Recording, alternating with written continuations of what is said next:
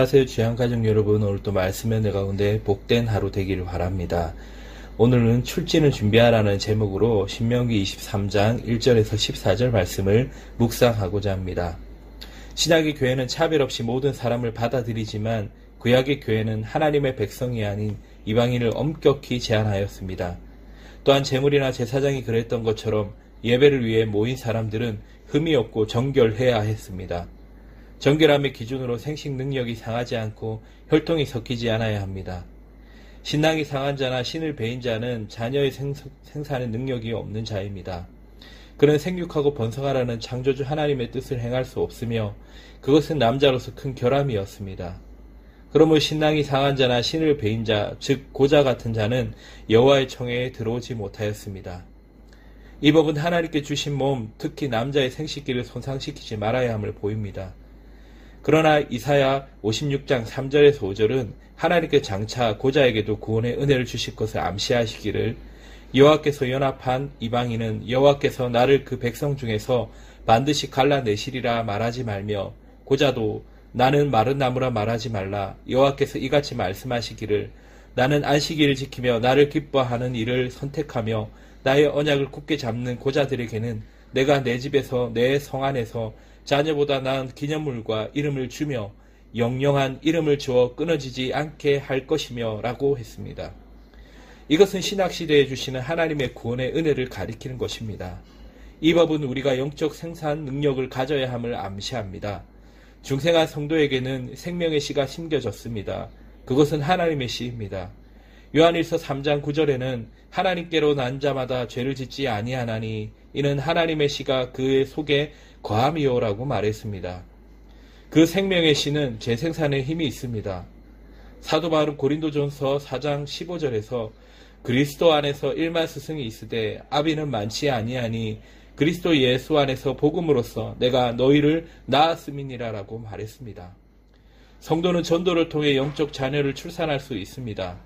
중생의 새 생명을 가진 자들은 그런 영적 생산 능력을 가지고 있는 자들입니다. 사생자는 합법적 부부관계에서 나지 않은 자입니다. 때로는 아버지가 분명하지 않은 자도 있습니다. 10대까지라도 라는 표현은 영원이라는 뜻이라고 말할 수 있는 것입니다. 하나님께서는 결혼 제도를 매우 중요하게 여기시고 결혼관계를 벗어난 음행을 단호히 정죄하십니다. 사생자는 영원히 여호와의 청회, 즉 구약의 교회의 교인이 될 수 없었습니다. 그러나 하나님께서는 이런 구약의 율법 시대에도 하나님의 교회에서 제외되어야 마땅한 죄인들은 장차 신약시대의 은혜로 구원하실 것임을 예시하셨습니다. 그것은 사사시대 입다의 경우입니다. 입다는 기생이 길르앗에서 낳은 아들이었습니다. 그러나 입다는 하나님을 경외하는 자이었고 이스라엘 위기에서 구원한 사사가 되었습니다. 그러나 이 법은 우리가 어떻게 결혼 제도를 귀하게 여겨야 할지와 어떻게 음란 풍조를 배격해야 할지를 잘 보입니다. 히브리서 13장 4절은 모든 사람은 혼의를 귀히 여기고 침소를 더럽히지 않게 하라. 음행하는 자들과 간음하는 자들을 하나님이 심판하시리라고 말했습니다.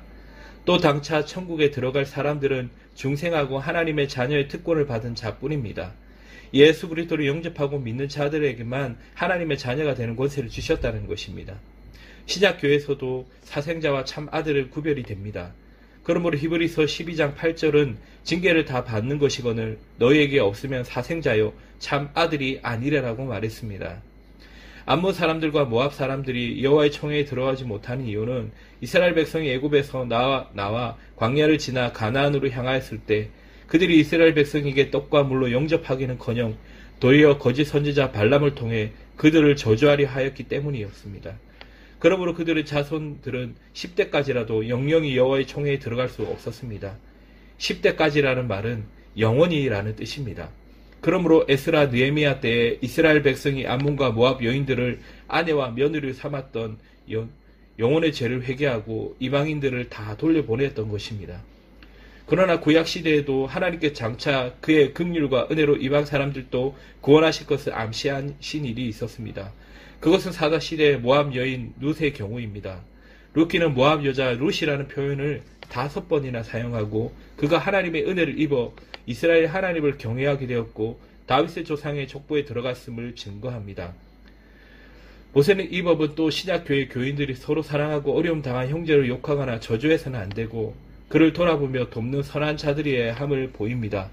성경은 우리가 형제를 미워하는 것이 천국에 들어가지 못하고 지옥에 들어갈 큰 악이라고 밝혀 증거합니다. 요한일서 3장 15절에 그 형제를 미워하는 자마다 살인하는 자니 살인하는 자마다 영생이 그 속에 거하지 아니하는 것을 너희가 아는 바라라고 말씀합니다. 에돔 사람들은 야곱의 형제 에서의 자손들로서 이스라엘과는 형제 관계라는 것입니다. 비록 그들이 이스라엘을 영접하지 않았고 때때로 미워했지만 그들은 이스라엘의 형제로 여겨졌습니다. 또 애굽 사람들은 비록 그들의 왕 바로가 이스라엘을 학대했으나 이스라엘 백성이 오랜 세월 동안 시세를 지며 살았던 땅이며 백성입니다. 이스라엘 이웃 사람들이라는 것입니다. 하나님께서는 그들에 대해 너그럽게 여기시고 3대 자손들은 여호와의 총회에 들어올 수 있게 하셨습니다. 할아버지가 이스라엘 땅에 거주하며 이스라엘 정교를 받아들이기를 원하였다면 그 손자 때에 와서는 아마 그 신앙이 정착될 수 있었을 것입니다.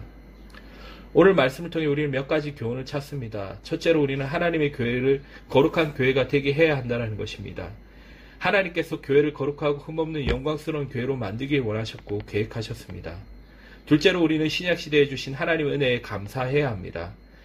하나님께서는 하나님 나라의 백성이 될 자격이 없는 우리 같은 이방인들을 은혜로 구원하셔서 하나님의 자녀가 되고 그 나라의 백성이 되게 하셨습니다. 그러므로 우리는 이제 우리의 몸을 하나님께 기뻐하시는 거룩한 산제사로 드려야 하며 우리의 몸으로 하나님께 영광을 돌려야 합니다. 즉 하나님이 기뻐하시는 삶을 살아야 합니다. 셋째로 우리는 새 생명을 받은 자들로서 영혼을 구원하라고 살리는 일에 동참해야 합니다. 전조는 하나님의 뜻이며 명령입니다. 넷째는 우리를 결혼제를 귀하게 여겨야 됩니다. 오늘날에는 순교를 중요시 여기지 않고 옷가짐이나 몸가짐도 단정하지 못하고 음란한 풍조가 많습니다. 이런 때일수록 우리는 우리 자녀들의 순교를 생명처럼 여기고 결혼을 존귀히 여겨야 합니다.